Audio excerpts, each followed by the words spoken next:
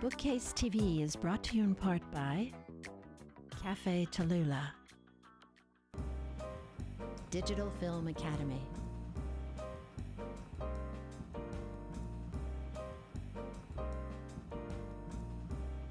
The dustbins of history are full of interesting facts.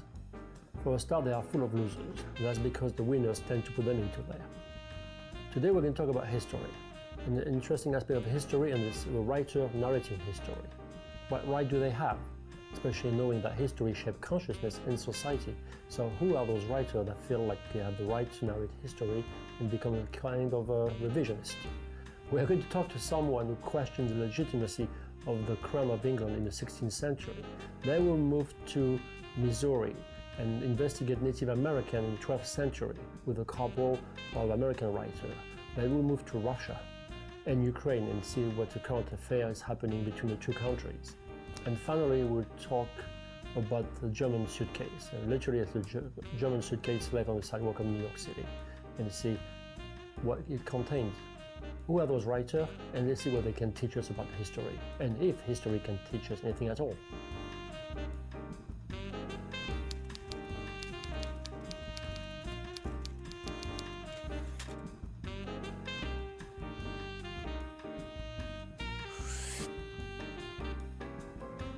So my next guest on Bookcase is someone we've had before last year at the ThrillerFest, and Steve Berry. And new year, new book.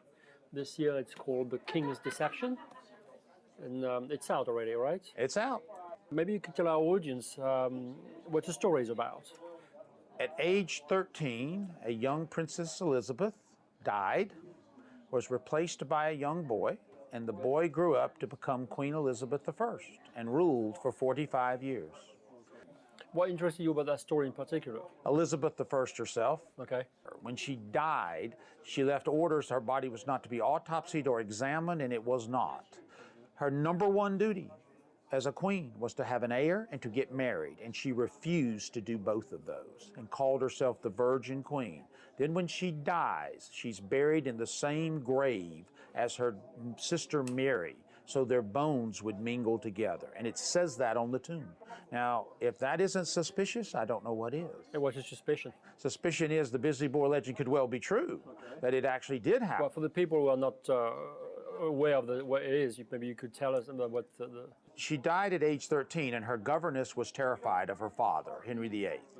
They went and got Henry's illegitimate grandson. He was a young, effeminate boy who was the age of 12, dressed him up, and it worked. Now, once you start that, you can't quit. And they kept on. Now, no one thought this person would ever become anything at this point in time. But 12 years later, her half-brother Edward and her half-sister Mary are dead, and the imposter became queen. Are they writing from that era, circumstantial writing that talks to that There are level? some things that are very interesting, that she was always described as very manly. That was a nice way in the 16th century of saying you're ugly, is what you would be. She constantly called herself a king, never a queen. She was always a king. I'm a king, constantly.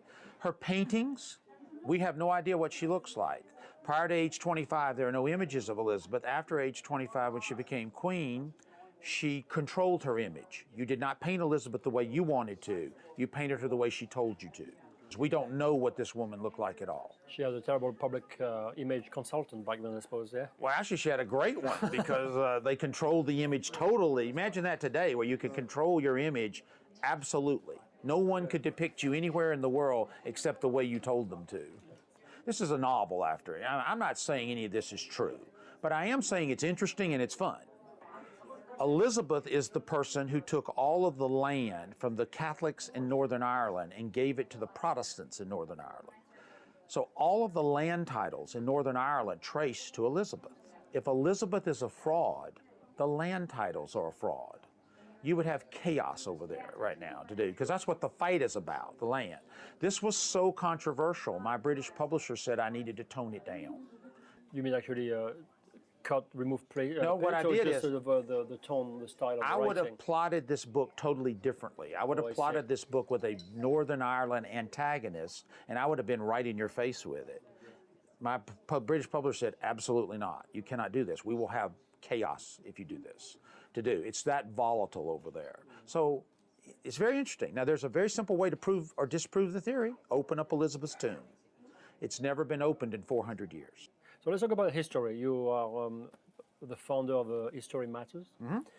And why is it still important to teach history in those days with the digital computers and there's all theory that we've reached the end of the history, we're living in the permanent present, and you come with your old stories of 400 to 300 years old. So why do you put yourself in those? Because history matters. It really does. We're not living in any present. We're living. History just went by. That second ago we just had is now history.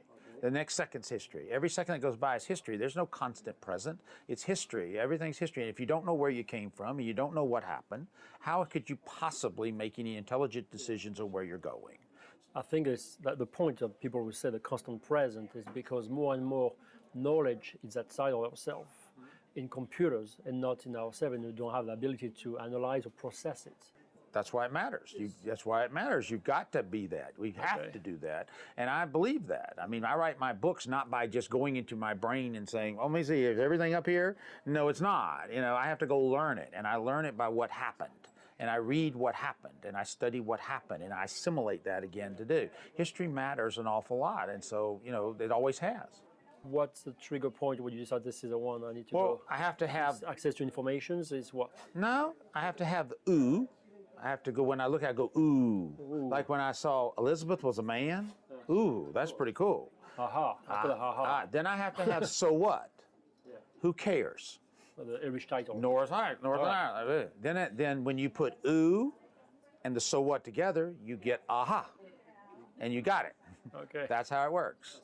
You have to have both, the ooh and the so what. Okay, so what's the next one?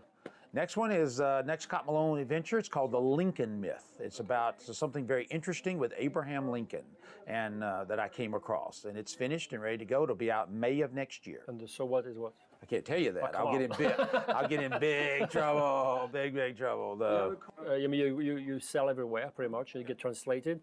So when the English read that or the Irish, any reactions so far? Not yet. It's only been out there going on 6 weeks now, so we haven't had any, but it's so well. It's doing very well over there to do. I would assume you do very well in Europe because they're more history-based or yes, people. We're in 51 countries, so we do very well over there. Yes, we do. And England does very well. This book particularly has done well over there, but it has, so far, no controversy. All right, so 51 countries, all these languages, so you don't need checks anymore, do you? They do it?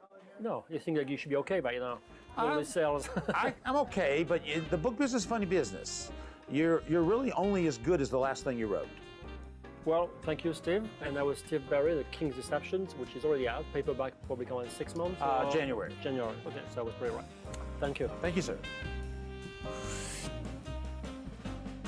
Catherine O'Neill Gear, which is Catherine Gear, and Michael Gear, or W. Michael Gear. There's a lot of names there. So who does what in the writing? One is an archaeologist, and you are a writer. We're both archaeologists. Oh, you're both of you by academic training. And we co-author books, so we both do the writing and the research and rewrite each other's writing, which is the most interesting part. Okay. That must be interesting, especially when you're married, correct? Until she comes to her senses, Frederic. Or you're completely invisible, she doesn't see you, so there's no confrontation. Well, it could well be. Yeah, I learned early that the best way to get things done is to do exactly as she tells me. Okay, so talking about being invisible, being archaeologist, you look for the things that no one can see or find, yeah? Right. How did that get started? You met through school, university, or you met after, or just digging somewhere? No, actually, a professional conference. She was working for the federal government at the time, and I was running my own archaeological contracting business. And we got together on the first date, and she asked, what are you planning on doing with the rest of your life? As if digging square holes in the ground and finding lost civilizations wasn't a perfect calling to start with. And I said, well, I've written a couple of novels. And she said, oh, I've always wanted to write. And everything just came spilling from that. So your books are about North American Americans, archaeology. okay. Because it is essentially the archaeology of the lost continent. Okay, and I love that. And before we talk, but we are here, it's a ThrillerFest. So how do you fit in that category? If you read People of the Black Sun, and also with our upcoming book, People of the Morning Star, and it's set in 1150 AD in a city called Cahokia, which at the time was the second largest city in the world, just outside of the city of St. Louis. Almost 200,000 people gather in the American Bottoms region build the largest earthen structure in the world as a support for their temple.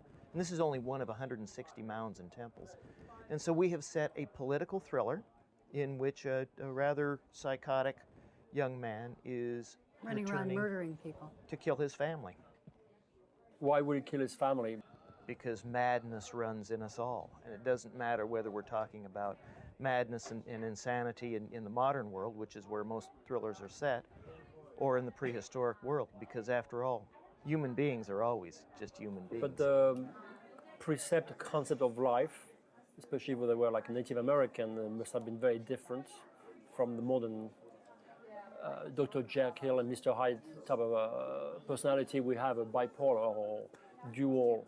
Yeah, do you know, Frederic, one of the things that Mike and I love to talk about is that the native peoples were us, basically. They had a different culture, they had a different technology, but we're still writing about human beings who have the same bipolar disorder, schizophrenia.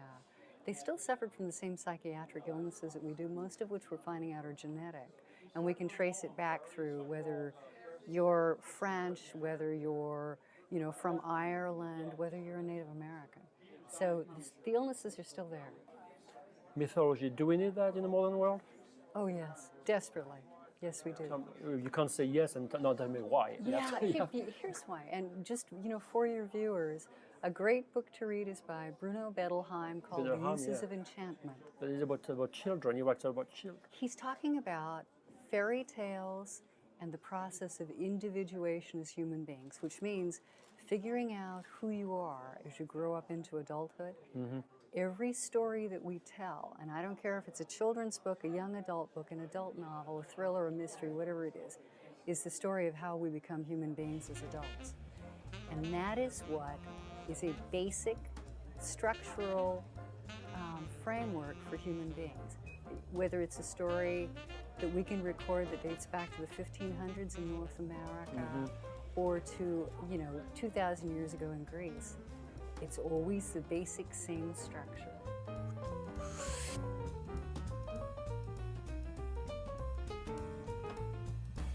My next guest is someone you may have seen last year, but we're doing some catch-up. Alan Topol from Washington, D.C. Still here, right? Yes, absolutely. And last time we met, you had the Chinese Gambit. Correct. And that was just like a year ago. And then you came up with Alan Topol, The Spanish Revenge. Yes. That came out when exactly? Last September, Next Frederic. September. And now we're coming out with Alan Topol, The Russian Endgame. There's a lot of books in it's past the 2 years. So it's a trilogy, I believe, right? It is, Frederic. Okay. And I'm very happy to be back with you again. So if I'm a reader and you reintroduce the same character and the books are standalone, why should I keep on reading the trilogy? Yes, but you can pick it up any of the books. You don't have to start with the China Gambit to do them all. And what distinguishes them is I have a different geopolitical issue as a background in each of them. So the China Gambit is about China, obviously. Yes. And there was a conspiracy with the Russian. Is that correct? Yeah, well, in the China Gambit, the background issue is the growth of China's military power and what it means for the United States. That's worked into what's a fast-moving thriller. Former CIA agent's daughter's been assassinated, but that's the background issue. I mean, one has to say, where are we going next? History is not going to stop in this year. Wars haven't come to an end. How do you decide to write the theme of the book? You do your research and then you find your topic, or you have an idea already and you go and find the answer to the topic? I sort of work them both together, Frederic. I mean, I come out with a topic that I wanted to deal with. I mean, I came out with China's effort to steal U.S. technology and the alliance with Russia. And then I start to think about how am I going to work this into a story? I have Craig Page, my hero. What can the focal point of the story be?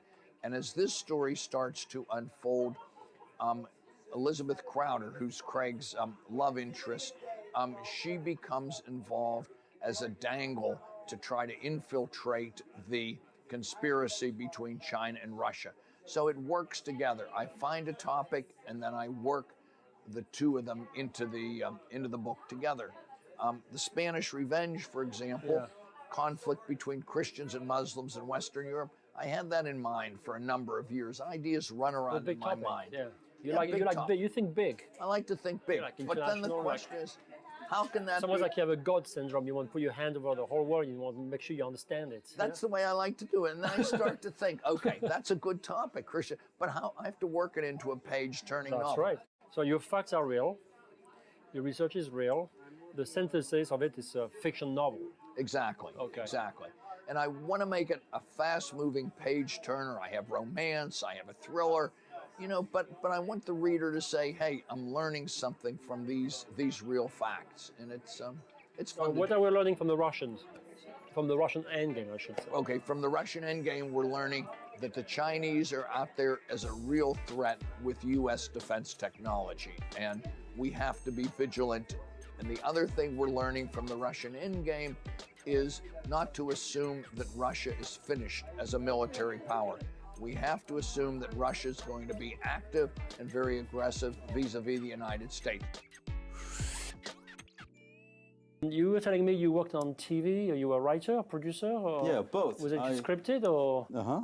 Okay. I wrote and produced the stuff that destroyed our children's minds. Okay, beautiful. What was the seeds of the story? How did you come across it? Well, Or how did you like a number of my books, there Okay. was this article in the New York Times about a fellow in Paris, a Parisian, who went to a Holocaust exhibit.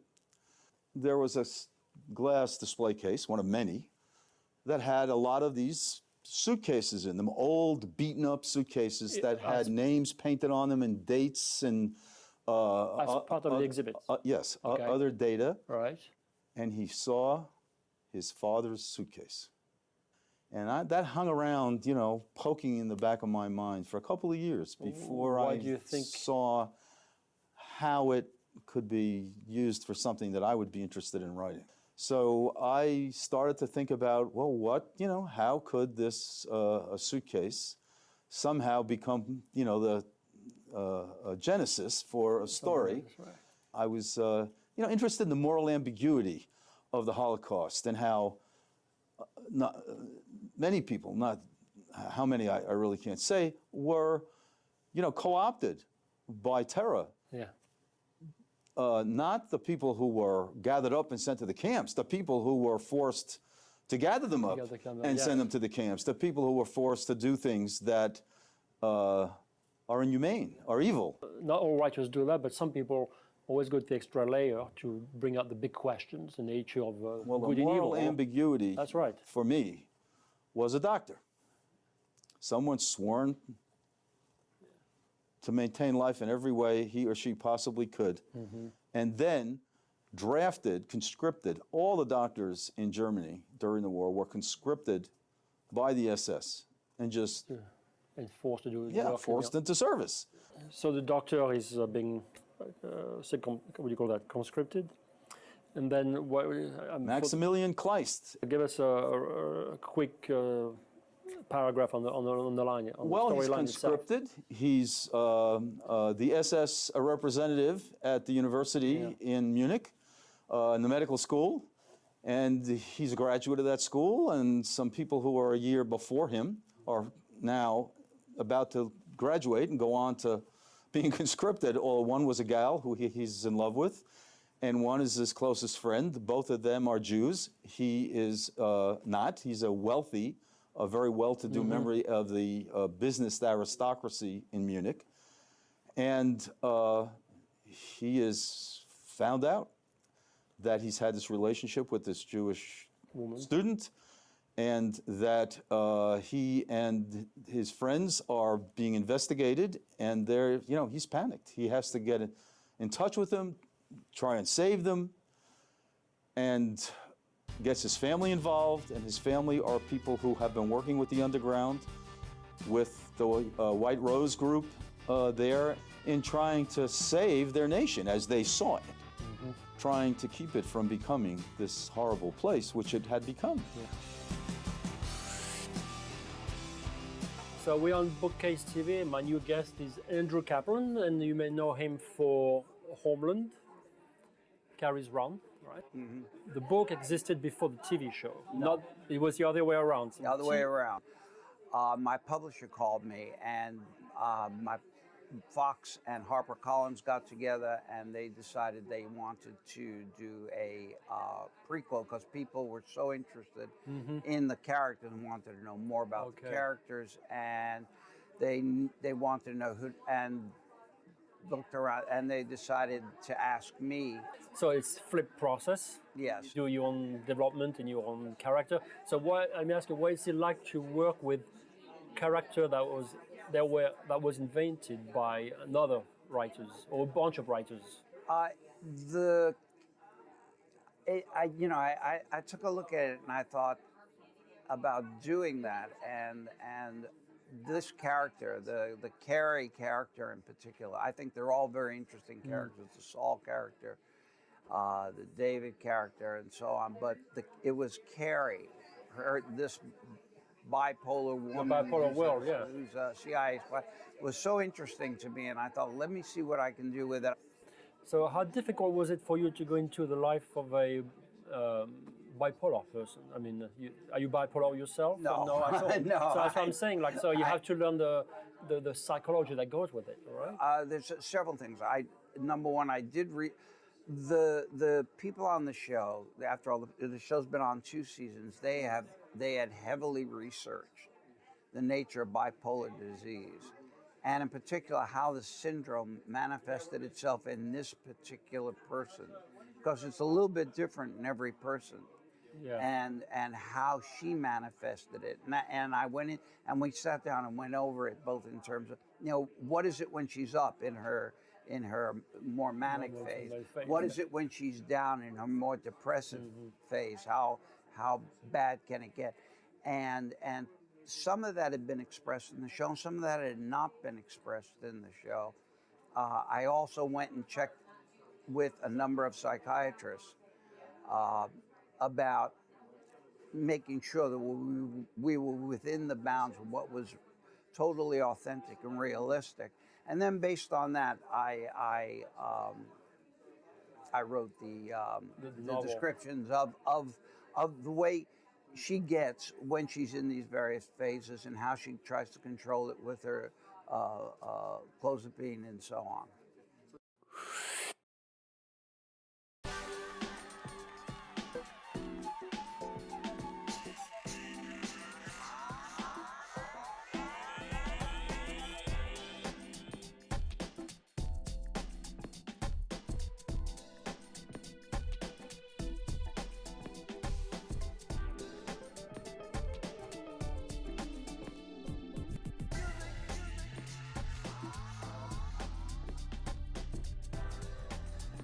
I'm sure you know by now how much I like to do things differently. So for this week, Picks of the Week, we've selected some anthologies. There are quite a few of them being edited and published, but very few are being promoted, so we decided to be the first. The first title of the Pick of the Week, it's Kwik Crime with K's, double K's. It's edited by Otto Penzler, who is owner of the mysterious bookshop down in Tribeca that we visited earlier this year. And this is a compilation of 80 authors, like Peter Blauner, John Land, and also Lindsay Fay. So the major writer, and also some newcomers. The trait between all the stories is very short. They're all 1,000 word and less short stories, and they're all crime stories. So Kwik Crime, edited by Otto Penzler, must read. The next book, given the thickness, it's not quite a recommendation to go on vacation with unless you have a very long vacation. This year's best sci-fi, edited by Gardner Dozois. It has major writers like Robert Reed, Elizabeth Byrne, and Damien Broderick. And as you know, sci-fi, you have to be a connoisseur of sci-fi, like I am. But if you like Asimov and Bradbury and all the likes, and you like science and the effect it can have in the future, what they call the porthole of reality for the future, well, there's still a big question. Do we know everything we need to know right now, or the science can provide everything that we are looking for? So this year's best sci-fi fiction, edited by Gardner Dozois. From different part of the world, Read Russia is my next book. It's edited by Elena Shubina and has the most interesting compilation of the new voices coming out of Russia, all contemporaries. It's about 30 short stories, and it has people, I have to read them, but Olga Shaniskova, Dmitry Bukov, and also someone like Sergei Kuznetsov. If you don't know who they are, it's a great way to discover who doing well in Russia and who's interesting actually. So Read Russia, edited by Elena, Shubina, an anthology of new voices. And finally my last book is John's, Mark's, Tricks and Chickenhawks. I think the title pretty much implies what the book is about. And it's a collection of testimony, rants, short stories, articles, but written from the insiders of the sex industries. The book was compiled by 2 sex industry workers and it's edited by David Henry Sterry. Very interesting to see a different POV, not something to be written from the outside, but something written from the inside of the sex industry. So if you like, if you're interested in that topic, John's, Mark's, Tricks and Chickenhawks it must be the next anthology for you to read. And this concludes our picks of the week for this week.